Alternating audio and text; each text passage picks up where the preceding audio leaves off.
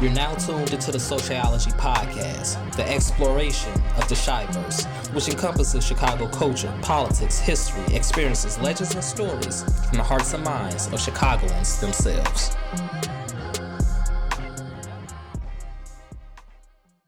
What's up, everybody? It's Twiz Taylor back again with another episode of SoCHiology. This is episode 54.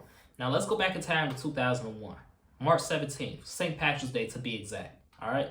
It was the IHSA Class AA State Championship boys basketball game. Now, IHSA stands for Illinois High School Association.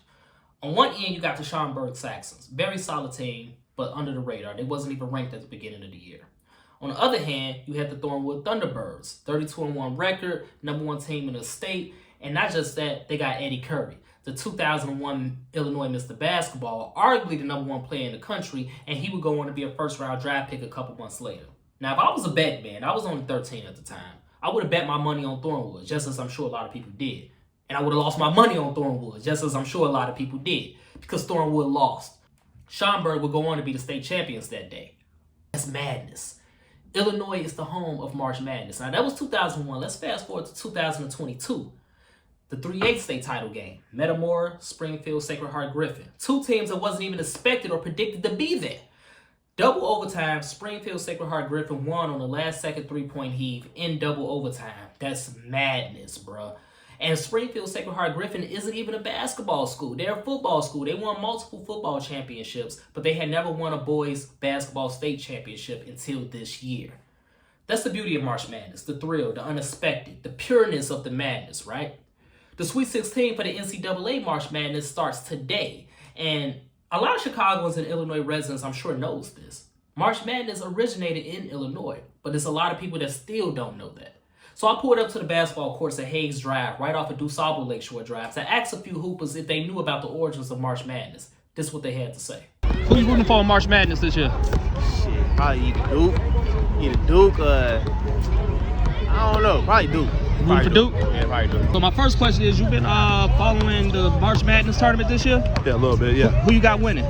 Duke. You got Duke winning? I want Duke. Okay, yeah, Coach K's last year, all that good stuff. All right, so my second question, Dave, is real simple. Where did March Madness originate? Wow. Where did March Madness originate? I couldn't even tell you, bro. I don't know. What you mean where it originated? What was the first March Madness? Who you rooting for in the March Madness tournament this year? Of course, I got to go with Michigan. You going with Michigan? Of course. Yeah, Chicago coach, Yes, Juwan Howard, That's a good question right there. I would say Indiana. March Madness originated in Indiana? I'm guessing. Final answer. Final answer. Where or when? Where? Like what state? Where did March Madness originate? Kansas. Kansas? Yeah. Final answer? I guess so. That's wrong. Okay. That's wrong. State?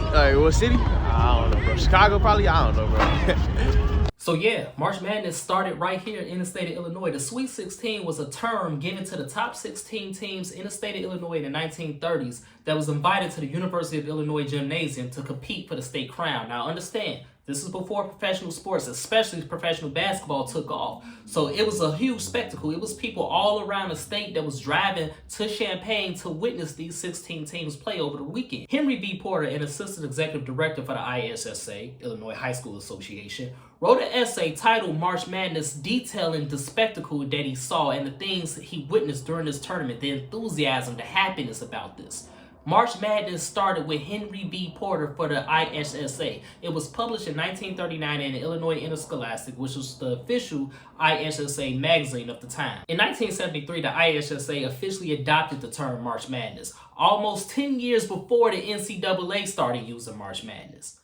Now that you know the origins of March Madness, now that you're aware that it started here in Illinois, let's just look at how deep the March Madness roots go. And understand, this is just a snapshot, okay? Doc Rivers, for example, he played his high school basketball at Proviso East in Maywood, Illinois, which is a suburb of Chicago on the west side, right? Doc Rivers was the coach of the Boston Celtics in 2008 when they won the NBA Championship. Who was on the Boston Celtics at that time? Kevin Garnett. Kevin Garnett played his senior year of high school basketball at Farragut Academy on the west side of Chicago. Now, Kevin Garnett will win the 1995 Illinois Mr. Basketball Award. His teammate Ronnie Fields will win that same award in 1996. A lot of people still to this day believe Ronnie Fields was the best in-game dunker anyone has ever seen on high school, college, or the professional level, but that's another topic for another episode. Anyway, KG and Ronnie Fields led the Farragut Admirals to a #1 seed in the state tournament. They went downstate to play in the quarterfinals against the Thornton Wildcats, and they lost. Madness, right? The Thornton Wildcats knocked off KG and Ronnie Fields, and they were led by Ty Streets, who would go on to be an NFL wide receiver. Now, Ty Streets played his college football at Michigan. Who else was a Michigan man? Juwan Howard, the current coach of the Michigan Wolverines, who's led that team back to the Sweet 16. Juwan Howard was also a member of the Fab Five in the early 90s. Juwan Howard played his high school basketball at CBS, that massive public school on 87th and Jeffrey on the city's south side. Now, I just mentioned 2 Michigan Wolverines. I'm an Ohio State football fan, have been since I was a kid, so I gotta mention Ohio State Buckeye. EJ Liddell played his high school basketball at Belleville High School in Belleville, Illinois, downstate. He actually won the Illinois Mr. Basketball Award twice in 2018 and 2019. Now, since we're downstate, let's stop by East St. Louis, which produced the Mr. Basketball of Illinois in 2000, Darius Miles. Darius Miles is one half of the Knuckleheads. The other half is Quentin Richardson, who played his high school basketball at Whitney Young on the city's west side. Now, Whitney Young will win the state basketball title in 1998. Now, recently, the Knuckleheads interviewed Steph Curry. Steph Curry has no ties to Illinois whatsoever, but 2 key components of that Golden State Warriors dynasty does. The 2015 NBA Finals MVP Andre Iguodala played his high school basketball at Lanphier High School in Springfield, Illinois. He will lead his team to the state title game where they will unfortunately lose to the Westinghouse Warriors from the west side of Chicago. Ironically, he lost to a team whose mascot is the Warriors. Now, his future NBA teammate the following year, Sean Livingston, will lead his Peoria Central team from Peoria, Illinois, to the state title game in 2003, and they will go back and win again in 2004. In 2004, Sean Livingston was a McDonald's All-American. You know who else was a McDonald's All-American that year? Candace Parker. Played her high school basketball at Naperville Central out of Naperville, Illinois. Candace Parker will go on to be the first woman to win the McDonald's All-American Dunk Contest, where she will beat J.R. Smith and Josh Smith. Now, 2 guys that I interviewed on this episode said that Duke will win the March Madness tournament this year. Coach K is retiring, but who's going to replace him? A Duke great, John Shire, who also played his high school basketball in Illinois at Glenbrook North High School out of Northbrook, Illinois. In 2005, they will win the Illinois state title, and he would try to go back-to-back in 2006, the same year that he would win Illinois Mr. Basketball, but unfortunately, he was thwarted by a guy named Derrick Rose and the Simeon Wolverines. Now, Derrick Rose played against a lot of greats in high school, Sharon Collins and Pat Beverly from Marshall High School on the west side of Chicago. Pat Beverly has developed a reputation of being the bad boy of today's NBA with his menacing defense and his trash talk. But anyway, back to D. Rose. We all know he would be the first pick for the hometown Chicago Bulls and will become the youngest NBA MVP in league history. Now, Derrick Rose played at Simeon. If you go south on Vincennes Road, you're going to run into Simeon's arch rival, Morgan Park. Morgan Park produced another draft pick for the hometown Chicago Bulls, Ayo Dosunmu. Now, Ayo won state titles back-to-back with Morgan Park in 2017 and 2018.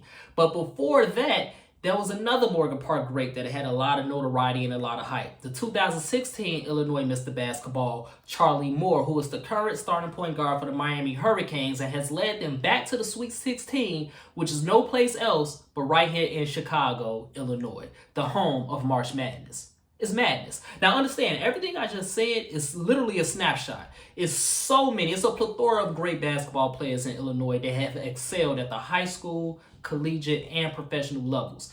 This is literally just a snapshot. It's going to take an entire series, multiple episodes to cover all the players, all the storylines, all the roots that run deep right here in Illinois. But don't forget that March Madness originated right here in the great state of Illinois, the land of Lincoln. Not Indiana, not Kansas, not New York. March Madness started right here with the ISSA in Illinois.